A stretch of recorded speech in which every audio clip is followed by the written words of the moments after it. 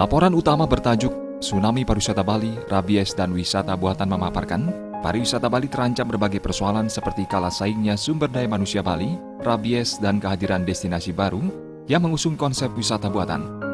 Hasil survei Bank Indonesia Provinsi Bali pada bulan Mei menunjukkan 56% wisatawan mancanegara tertarik wisata buatan. Wisatawan yang tertarik wisata budaya dan wisata alam masing-masing hanya 22%. Anggota Komisi 2 DPRD Bali, Anagung Ngurah Adi Ardana mengatakan, hasil survei menunjukkan pariwisata budaya yang ditetapkan dalam peraturan daerah oleh pemerintah Provinsi Bali telah jauh melenceng. Ia memprediksi kekuatan-kekuatan dari luar Bali akan memarginalkan masyarakat Bali sebagai pengusung budaya dan adat istiadat Bali. Selain itu, usaha-usaha wisata terlibat perang tarif yang membuat pariwisata Bali semakin murah.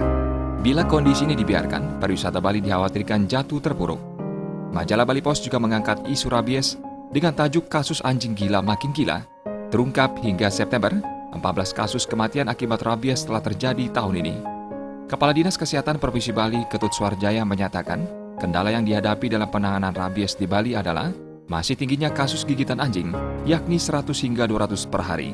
Selain itu, populasi anjing liar dan anjing yang diliarkan masih banyak. Sementara Ketua Persatuan Dokter Hewan Indonesia (PDHI) Provinsi Bali, Made Restiati berharap pemerintah daerah secara konsekuen melaksanakan perda yang melarang pemilik anjing membiarkan anjingnya berkeliaran. Dari dunia politik, Majalah Bali Post menurunkan laporan mewaspadai jebakan hukum terkait pencairan dana desa. Aparat desa justru lebih khawatir terjerat hukum dalam pemanfaatan dana itu.